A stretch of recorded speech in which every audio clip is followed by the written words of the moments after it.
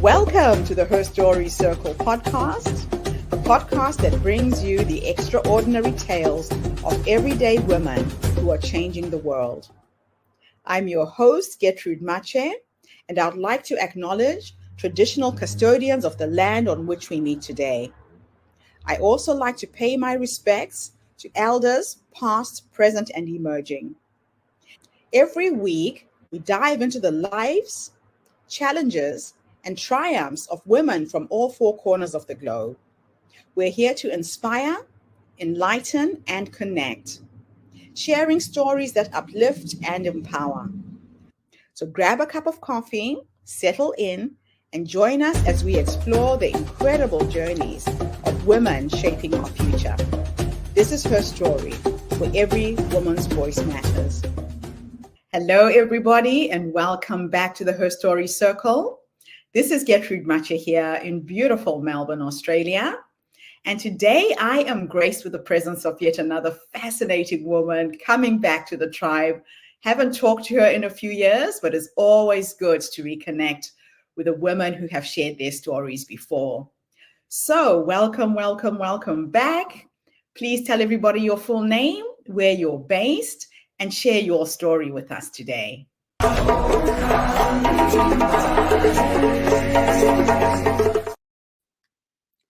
Hi everybody, my name's Ellie Bambury and I live in Auckland, New Zealand, and it's an absolute honour to be back on the podcast today. My title is Soul First Living Guide, Speaker and Channel, and it's been quite a journey to get to that title, and I'll explain more about what that means and what that is very soon. But to start with, I thought I would share a little bit about my background. So when I first got introduced to the Her Story tribe, I was actually known under the Big Sister Project, and that was a life coaching program for teenagers mostly, and occasionally parents as well. So I used to be very interconnected with teenagers from all walks of life and worked one-on-one. We had workshops, group ongoing mentoring programs, and I ran a weekend retreat as well. And it was truly a wonderful period of my life. There was probably about 3 or 4 years doing that. And during that time, I networked and connected with lots of other youth workers and people doing similar things in the personal growth space. And I spoke at events for parents as well. And I kind of became that bridge between generations, really, because being in my 20s myself, I was a very, I wasn't young, but I wasn't older. I didn't have my own kids. So I was able to kind of bridge the gap between parents and their kids. And it was a very, very rewarding journey. But now, to summarize a very kind of long story, I have recently been evolving in my business quite a lot. And I'd say probably the past year or so. And in September last year, I finished working with, or October last year, I finished working with a business coach who was guiding me through an evolution that I was going through in my work. And out of that came the word grief. And now grief is something that all of us experience, and I've noticed more and more is becoming a prominent theme in the lives of everyone I've worked with. And it underpins what we go through and how we grow up and how we experience emotions and things like that when things change.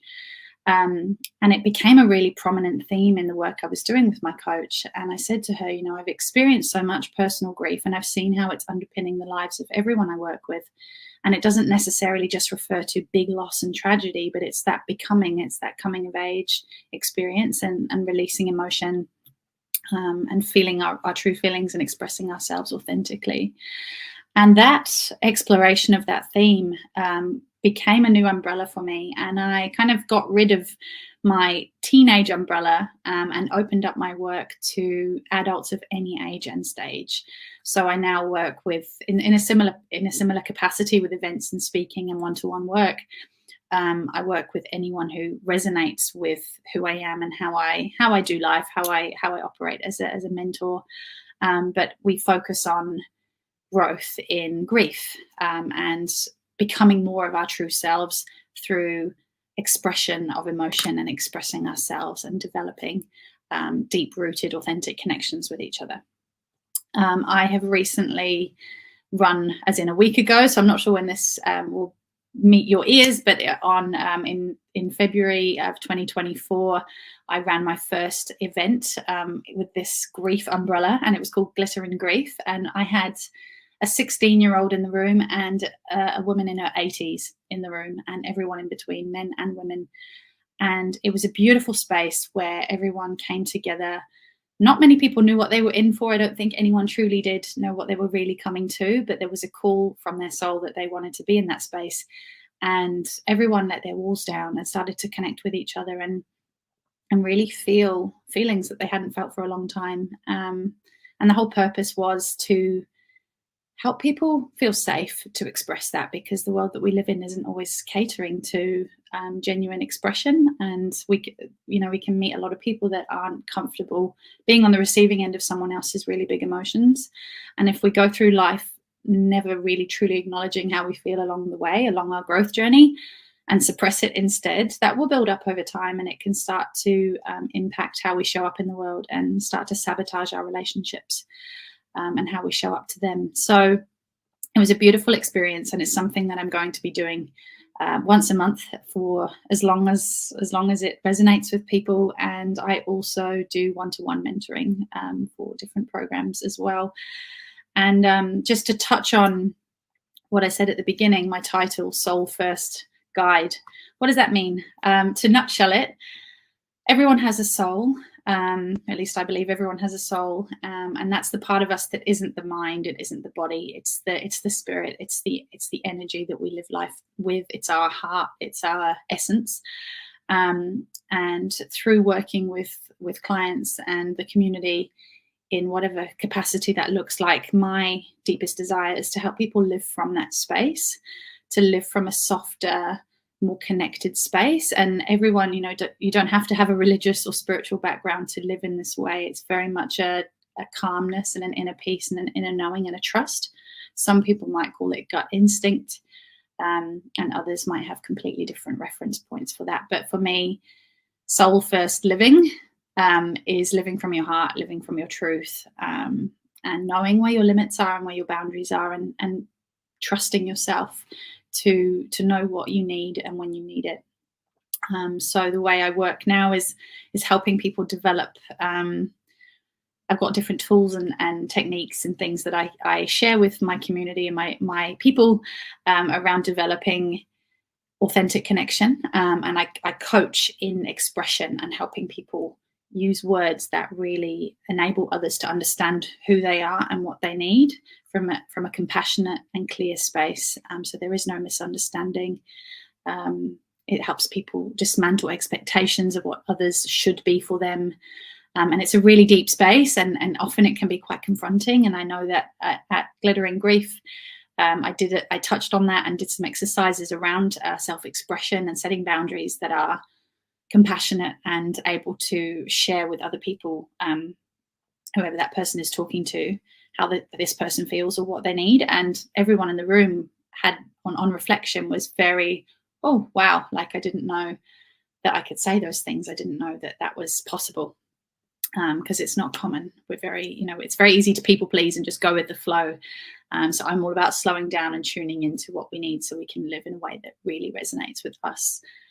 And just in terms of, just to clarify, by the words channel and speaker. So speaker, I love speaking on stages and on podcasts, and I've been on the TV before, and I absolutely love talking, as you can probably tell. But the channeling also comes down to my own spirituality. I've always had a connection with the other side. However that resonates with you, it's beyond the veil. It's where we go when we're not physically here anymore. I've always been very in tune with that. And for years, I kind of pushed it down a little bit just because of the community I was living in.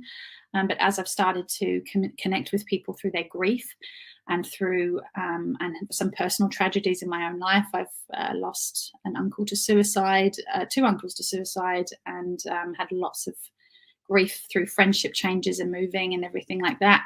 I've realized that when we really access our grief and allow it to be there and hold it really true and explore it, it can actually take us deeper into our soul and help us explore what we really want to share with the world and what our message is for everyone else that we have the pleasure of meeting in our life. And if you'd like to know more about that, feel free to reach out and chat with me more, because it's something that I can talk about for hours. But yeah, that's me in a nutshell, and it's a privilege to be here. Ellie, it's always a pleasure to reconnect with you and actually see how much you've evolved since the last time we connected.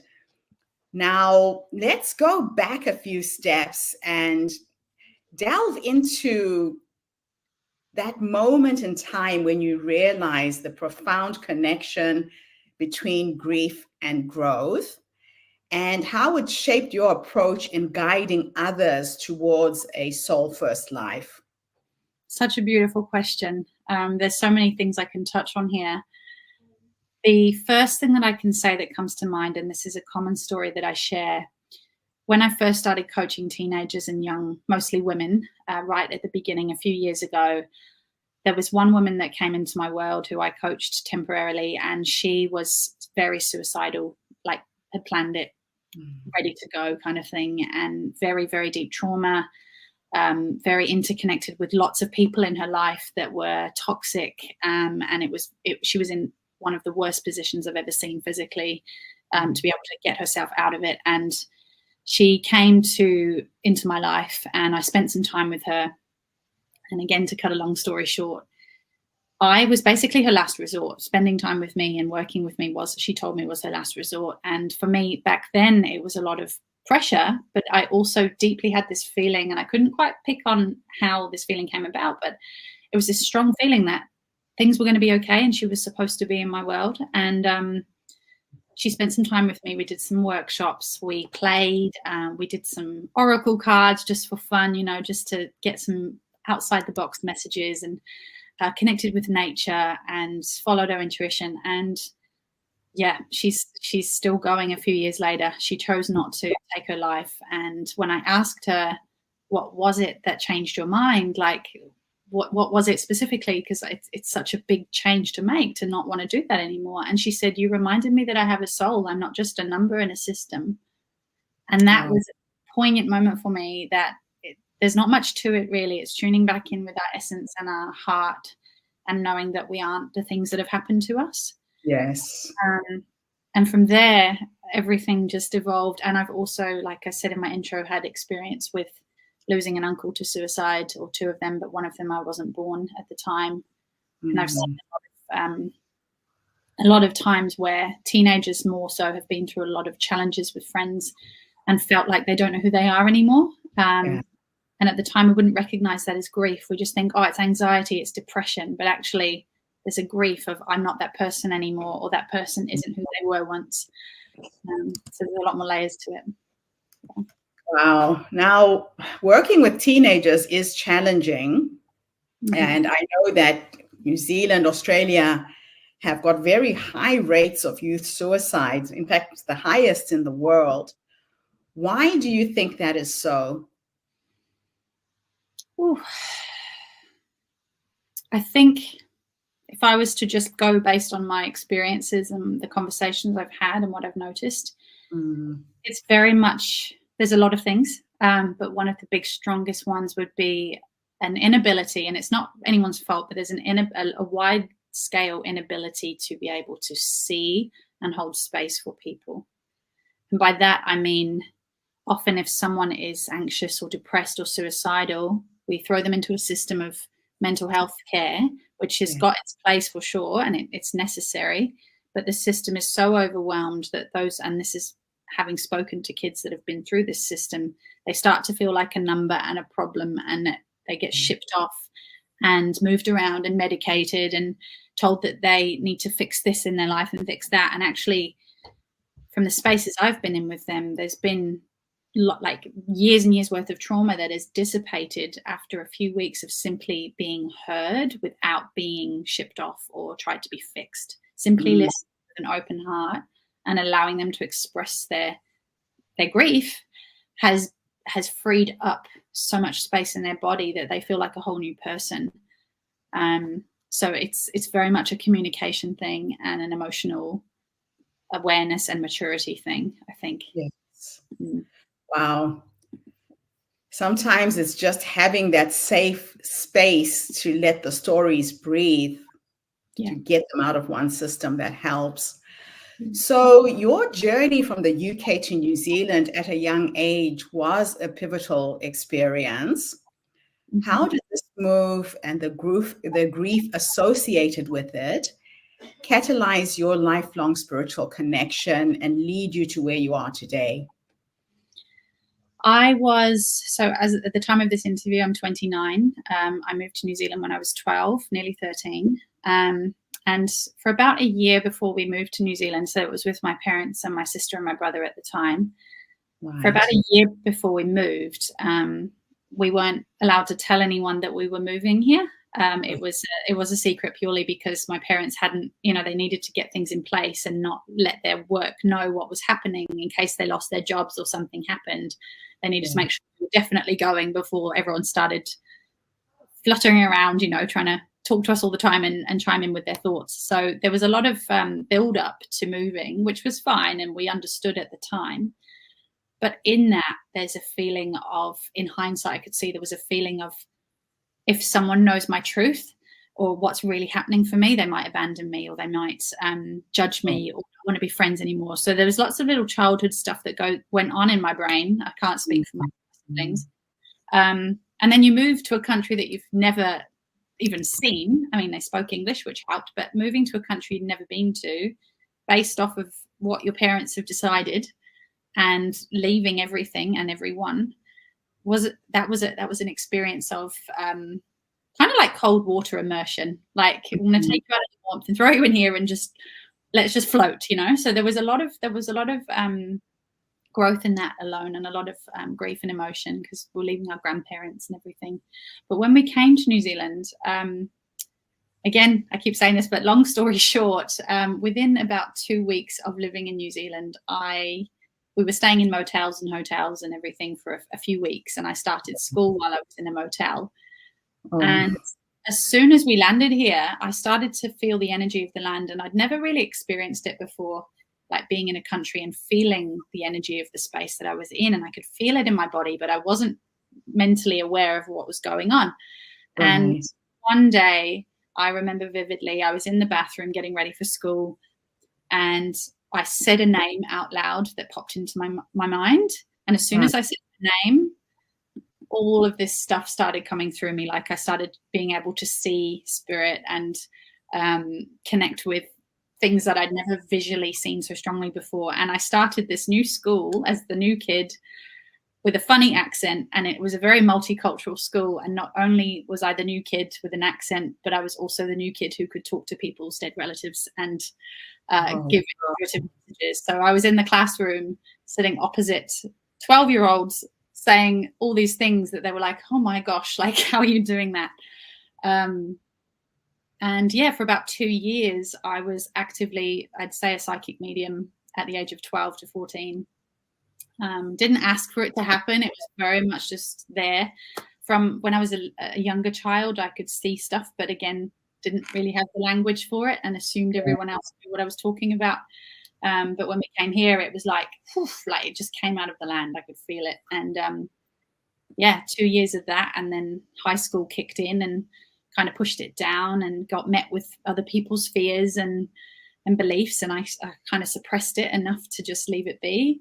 But now it's coming through in new ways now, and as an older adult, and it's something that I'm finding more and more people are curious about, and not for the sake of speaking with a relative as such. It's more about curiosity within themselves, about tuning into their intuition and feeling guided by something that's not their brain. I'm feeling more and more people curious about that. Oh, I love it. Yeah. What a fascinating experience. Yeah. So the Big Sister Project, is this a part of your story? Can you delve into how your experiences and insights from this coming of age memoir informed your work with young people and families?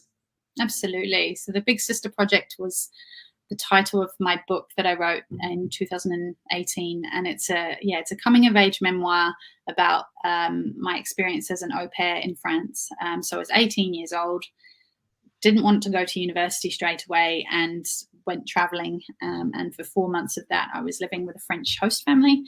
And that whole experience was so powerful in terms of my self-awareness development and connection building and all those things, that I wrote the book as just something for fun initially, just as something creative. And it just, again, popped into my head one day when I was walking down the street. The title came to me and I just wrote the whole thing in a year.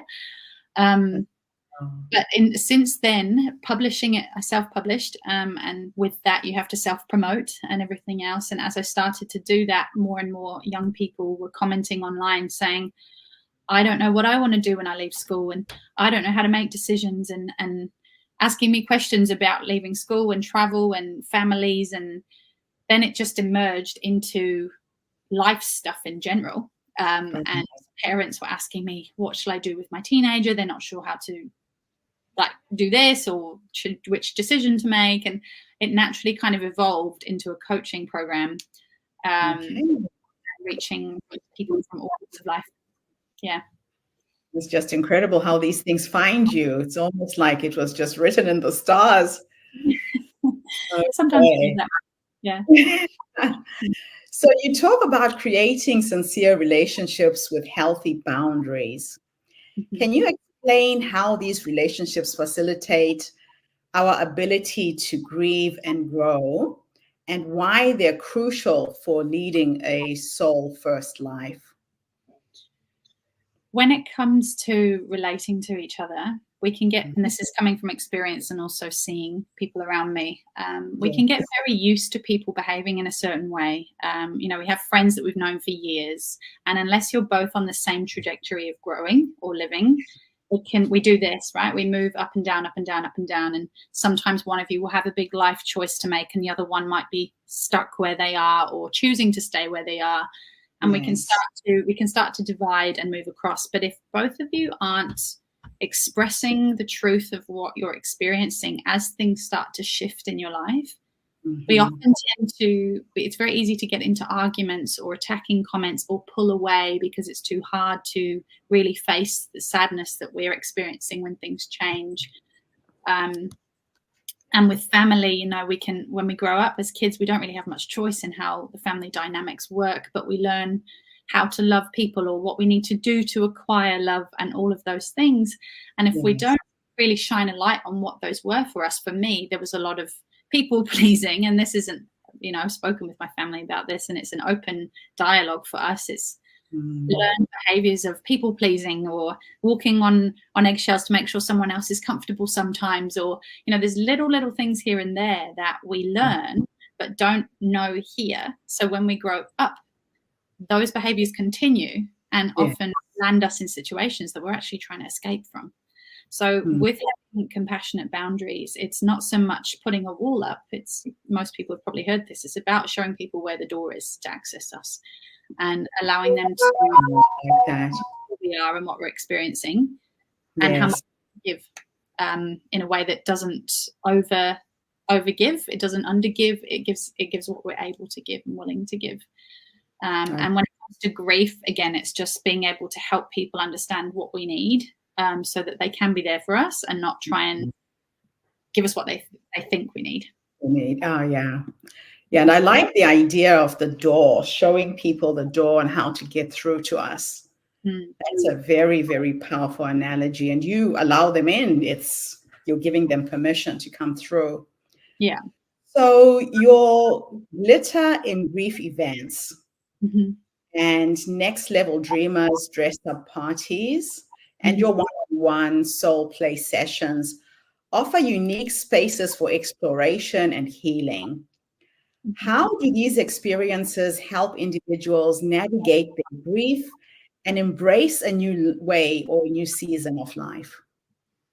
So the glitter in grief is the prominent one. That's kind of a signature thing for me. And that space is a place to normalize grief. It's a place to find language to express what's happening for yourself.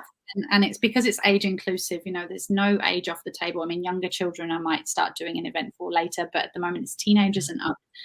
It's about normalizing and feeling that sense of unity in the fact that we all feel stuff. That's the foundation. It's allowing people to feel safe to move through whatever they're moving through.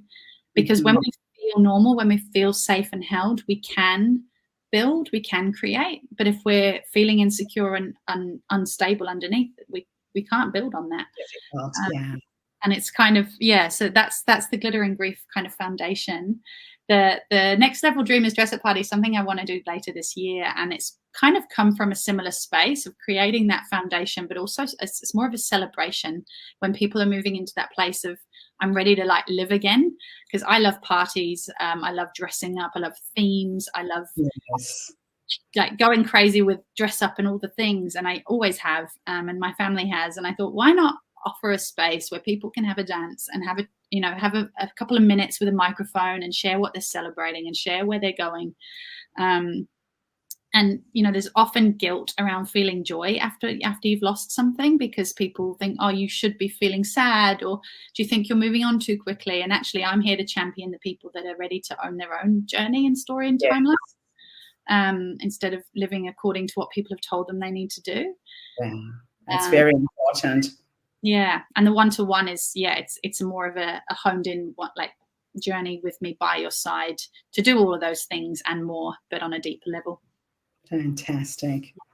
Now, you advocate for a new paradigm in how we relate to others, and especially in times of grief. Mm-hmm. You share a story or an example of how embracing this paradigm has transformed somebody's life. Now, tell me if you can hear the phone ringing in the background. Could we hear that? It stopped now. Yeah. Okay. Let me repeat the question and I'll edit this out. Okay. So you advocate for a new paradigm in how we relate to others and ourselves, especially in times of grief. Can you share a story or example of how embracing this paradigm has transformed somebody's life? Yeah, so I had a client recently who was going through some big changes in her life with love and romance and trying to find a partner and all those things. Yes. And we had a one-on-one session, and the paradigm, just for anyone who hasn't seen it, at the base, it's like a triangle shape. And at the base, we have witnessing grief and unleashing truth. And that's basically acknowledging what's going on and learning what the truth of how we're feeling is. Yes. So that's kind of where we start. And she expressed to me that how she was feeling and what the patterns were and what she was noticing. And the next bit up the paradigm, up the triangle, is connection and building friendships and feeling really connected with each other. That is demonstrated when working with me, through me. It's a model, like something that I reflect back, is how to relate. And in that session, I set up the space in a way where it is just like a casual conversation. I'm not a coach, I'm not a guide in that sense. I'm someone that mirrors what that person is wanting to do and wanting to express. So if they swear, I swear. We match each other and we bounce. And in that space, we could relate, we could play, and she could just be herself and have zero judgment returned. And at the end of the session, we do a bit of grounding work and breathing and calming and everything. And the next day and the following weeks, she was sending me messages saying, I've let my walls down and I've realized I'm becoming this, and this person's treating me like this now, and I'm suddenly open to these compliments. And she shared little like snippets of stories of how things were showing up for her and how her awareness had shifted to receive it differently. And they were very small, but she was blown away by how quickly a shift in being heard and witnessed in what she was experiencing could send her on a new direction almost. That's amazing. Wow. Yeah. Now, as an evocation speaker who has shared ideas internationally, what messages do you most want to impart to those who are struggling to find the glitter in their grief? I think the first one would be something I would have told myself when I wasn't doing the work as such, and that would be to give yourself a break. And it sounds so simple and cliche, but I think when we're going through big stuff or even little stuff and can't quite understand why we're feeling what we're feeling, often if your feelings feel out of proportion to the event, or they feel so overwhelming that you don't actually know what to do with them, give yourself a pat on the back for acknowledging where you are, because so many people don't, and there's no judgment. The world's not set up for us to stop and pause and reflect. But whenever you acknowledge, oh, I feel heavy today, oh, I feel sad today, give yourself a little clap. Yes. Give yourself a cup of tea or a celebration, like celebrate the small stuff, because that's the very first step to all the other things. The acknowledgement is the key. I love it. Yeah. Now, looking to the future, how do you see your work evolving, and what new projects or initiatives are you most excited about in your mission to help others lead a soul-first life? After doing Glitter and Grief once, I see that being something that is fostered in lots of communities, in all kinds of spaces. I'd love to be able to help guide others into maybe facilitating it one day in their city or in their community, and creating a glitter tribe somehow, like across the world, where people are changing the conversation around grief. Yeah, like that would be great for me. And I love the idea of having a big international party somehow, like everyone comes together in massive celebration of change and flipping things over so it's not heavy anymore. It can be, but there's always duality. So yeah, growing the Glitter and Grief would be awesome. I'd love that if anyone's keen to help grow that. Yeah, that would be amazing. It would be an amazing movement. Yeah. A reframing on how to handle and navigate difficult times. Yeah. Wow. So thank you so much, Ellie. It's always a pleasure to reconnect with you and find out what you're up to. This has been a really fascinating interview. How can people get hold of you? How do you work with people? Thank you so much for having me. It's been awesome. My website is underneath my name there, elliebambury.com. That has got access to all of the booking links and events and one-to-one work that I do. And I'm also on Facebook and Instagram, Ellie Bambury, Soul First Living. I think it's all one word on Facebook, and underscore Soul First Living on Instagram. So, yeah. Thanks, Ellie. Don't go away. I want to enroll you to be one of our speakers for International Women's Day. But thank you to everybody who's tuned in today. The Her Story Circle continues to bring you unusual people talking about business and entrepreneurship, health and wellness, family and relationships, creativity, social justice, diversity and inclusion. And today we delved into spirituality. So tune in again tomorrow when I interview yet another amazing guest. In the meantime, have a fantastic day, morning, or evening, wherever you are in the world, and bye for now. Thanks again, Annie. Thank you. Thank you for tuning into the Her Story Circle podcast. I hope today's story has inspired you to believe in the power of our stories and the difference you can make in the world when you use your voice. I'm Gertrude Mache, and it's been an honor to share this space with you, where voices from all walks of life come together to weave a rich tapestry of diverse perspectives. Don't forget to subscribe, rate, and review our podcast to help us share these stories with more listeners. Follow us on social media by looking for the Her Story Circle podcast for more updates. And join us tomorrow for another episode filled with courage, resilience, and empowerment. Remember, your story matters, and together we're building a stronger, more inclusive world. Until next time, keep making her